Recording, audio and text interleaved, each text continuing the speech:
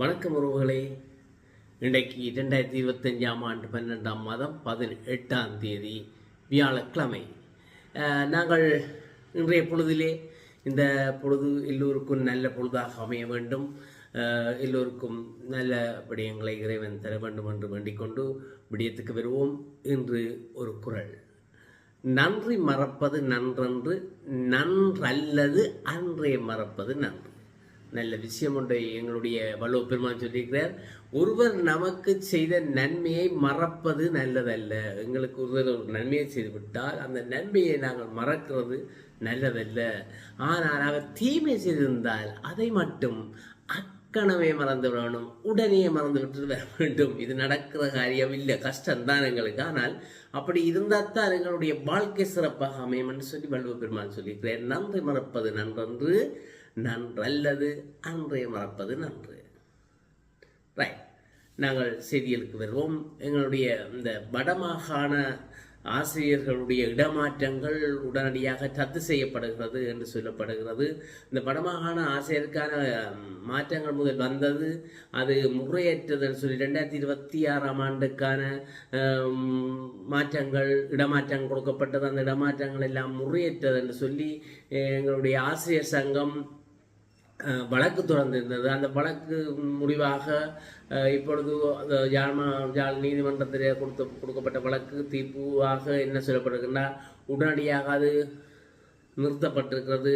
அது திரும்ப பெறப்பட்டுள்ளது. அந்த அந்த இடமாற்றம் திரும்ப பெறப்பட்டுள்ளது என்று அறிவிக்கப்படுகிறது. அது ஏதோ அந்த முறையற்றது என்று சொல்லி அவர்கள் செய்திருக்கிறார்கள். ஆகையினால் அந்த திணைக்களங்கள் ஆசிரியர் அமைச்சுக்கள் அதை சரியாக சீர் செய்யும் என்று நம்புகிறோம். பரவாயில்லை, இடமாற்றம் உண்மையில் இடமாற்றம் என்பது அது ஒரு பிரச்சனைக்குரிய விடயம்தான். அது வெளி மாவட்டங்கள் தீவு பகுதிகளிலே பல வருடமாக பல ஆசிரியர்கள் சென்று கஷ்டப்படுகிறார்கள். அது உண்மைதான், அவர்களுக்கு உண்மையான ஒரு இடமாற்றம் வழங்கப்படத்தான் வேண்டும். முல்லைத்தீவு மாவட்டம், மன்னார் மாவட்டம், வவுனியா, தீவு நெடுந்தீவு பகுதிகளில் யாழ்ப்பாணத்திலிருந்து சென்று வருகிறார்கள். அவர்களுக்குரிய இடமாற்றங்கள் சீராக இடம்பெற்றால் நல்லதுதானே எல்லாருக்கும். சரியாக நடக்க நாங்களும் இறைவனை வேண்டுவோம். அடுத்தது எங்களுடைய விமல் வீரவன்ச இருக்கிறார் தானே, அவர் ஒரு கட்டும் எச்சரிக்கை ஒன்று கொடுத்திருக்கிறார். என்னென்னு சொன்னால், இது என்னப்பா இது இந்த அரசாங்கம், ஜனாதிபதி இயேசுபாலன் பிறக்கிறதுக்கு முன்பாக பாரு நத்தார் பாப்பா மாதிரி சும்மா பிளாசி எறிகிறார். நத்தார் பாப்பா எல்லாருக்கும் நோய் கொடுக்குறாரு தானே, அது மாதிரி வேரி வேரி வேரி வேரி எல்லாருக்கும் கொடுத்து கொண்டு இருக்கிறார். பணத்தை நிவாரணம் தான் கொடுத்து கொண்டு இருக்கிறார். இப்படி இருந்தால் என்னவா போகுது எங்களுடைய நாடு, இந்த நாட்டின் நிலையே என்ன? ஆகையினால நாடு ஒரு குட்டிச்சுவராக போது, இப்படி எல்லாம் வரப்போகுதுன்னு சொல்லி ஜனாதிபதி இப்படி செய்கிறது எல்லாம் எச்சரிக்கை விடுத்து சொல்லியிருக்கிறார். எங்களுடைய முன்னாள் அமைச்சர் தெரியும் தானே, எங்கள்கிட்ட விமல் வீரவன்சன் எல்லாருக்கும் தெரியும். அவர் எச்சரிக்கை விடுத்திருக்கிறார். பார்ப்போம் என்ன நடக்க போகுதுன்ற. சரி, எங்கள்கிட்ட இந்த டித்வா புயல் வந்தது. டித்வா புயல் போயிட்டது, சேதங்களை உருவாக்கி போட்டு போயிட்டது. அந்த சேதங்களை உருவாக்குனதுக்கு மறு சீரமைப்பு செய்வதற்கு பெரிய கஷ்டப்பட்டு கொண்டு இருக்கிறோம். ஆனால் எங்களுடைய இந்த அரசாங்கம் மிகவும் பகலாக வேலைகளை செய்து கொண்டிருக்கிறது. ஆகையினால் அந்த அதுக்கு ஒரு சவாலாக எங்களுடைய அரசாங்கம் இருப்பது பெருமைக்குரியது. பரவாயில்லை. அந்த வகையில் இந்த உள்கட்டுமானம் சேதமடைந்த உட்கட்டுமான உட்கட்டமைப்புகளை சீர் செய்வதற்கு கொஞ்சம் காசு இல்லை. 200 பில்லியன் ரூபா காசு போகணும் என்று சொல்லப்பட்டிருக்கிறது. அதனால் மிகவும் கஷ்டமான ஒரு நிலையில தான் இருக்கிறது. இன்னும் செய்கிறது என்று அவ்வளவு பிரச்சனையாக இருக்குது. ஆனால் இருந்தும் எங்களுடைய ஜனாதிபதி எல்லாத்துக்கும் நிதி ஒதுக்கி அதை சீர் செய்வதற்கான விடயங்கள். இன்றைக்கு 18ஆம் தேதி சிஇபி சுமார் 20 பில்லியன் ரூபாய் நஷ்டம் ஏற்பட்டுள்ளதாம். இலங்கை மின்சார சபைக்கு சுமார் 20 பில்லியன் ரூபாய் நஷ்டம் ஏற்பட்டிருப்பதாக சொல்லப்படுகிறது. அதே போல லெகோ என்று சொல்றோம், லெகோ நிறுவனத்துக்கு 252 மில்லியன் ரூபாய் நஷ்டம் ஏற்பட்டிருக்கிறது என்று சொல்லப்படுகிறது. பாருங்க, இவ்வளவு நஷ்டம். அதே போல நீர் வளங்கள் மற்றும் வடிகால் அமைப்பு சபைக்கு 5.6 பில்லியன் ரூபாய் நஷ்டம் ஏற்பட்டிருக்கு சொல்லப்படுகிறது.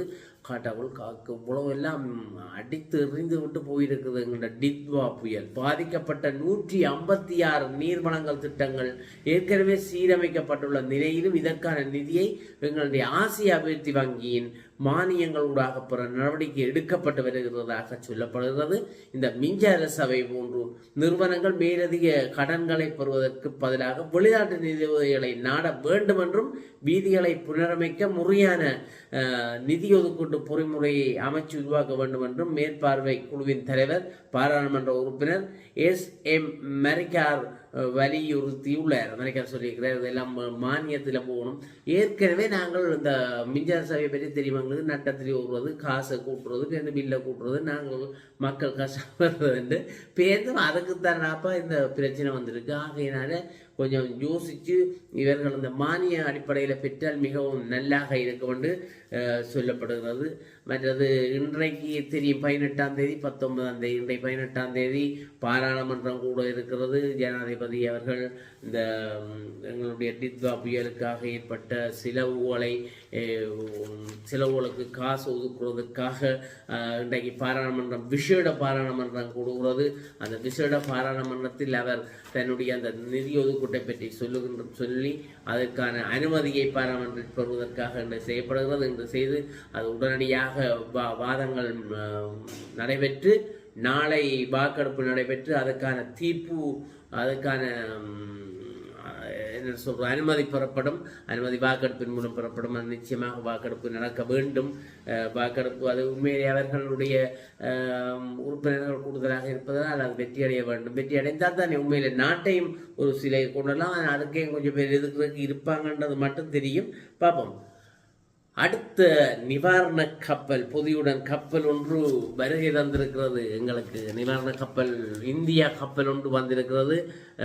வெள்ளம் மண் சரிவனத்தங்களால் பாதிக்கப்பட்ட மக்களுக்கு உதவும் நிவாரண பொதிகள் இந்திய கப்பல் இந்தியாவால் ஆபரேஷன் சாகர் பந்து அந்த அதுக்குள்ளான் வந்திருக்கவே ஆபரேஷன் சாகர் பந்து என பெயரிடப்பட்ட திட்டத்தின் கீழ் சௌரியா எனும் கப்பல் நேற்று முன்தினம் மாலை கொழும்பு துறைமுகத்தை வந்தடைந்தது.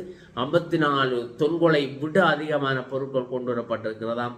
அதில் சாப்பாட்டு சாமான் தான் கூட வந்திருக்கு. உலர் உணவுகள், உப்பு, கோதுமை, மா, மிளகாய், குடிநீர் போத்தல்கள், சீனி, சோயா, மற்றது மீள் உள்ளிட்ட பல பொருட்கள் கொண்டு வரப்பட்டுள்ளதாகவும் அனர்த்த முகாமைத்துவ மத்திய நிலையம் மற்றும் அரசாங்கத்திடம் குறித்த நிவாரணப் பொருட்களை உத்தியோகபூர்வமாக கையளிச்சிருக்கு என்று சொல்லப்படுகிறது. அப்போ இன்னும் இந்தியாவில் வந்து சேரே இல்லை. இப்போ எல்லாம் இறக்கியா நேற்று முந்தினம் இறக்கியாச்சு. இனி சுங்கத்துக்குள்ளால் வந்து இந்தியாவில் வந்து ஆகையினால் வெகு விரைவில் இந்தியாவினுடைய அடுத்த நிவாரண கப்பல் வந்திருக்கு. அடுத்த சாமானம் கொடுபட போகிறது. எங்களுடைய மக்களுக்கான உண்மையில நிவாரணத்தை அள்ளி வழங்கி கொண்டிருக்கிறார்கள்.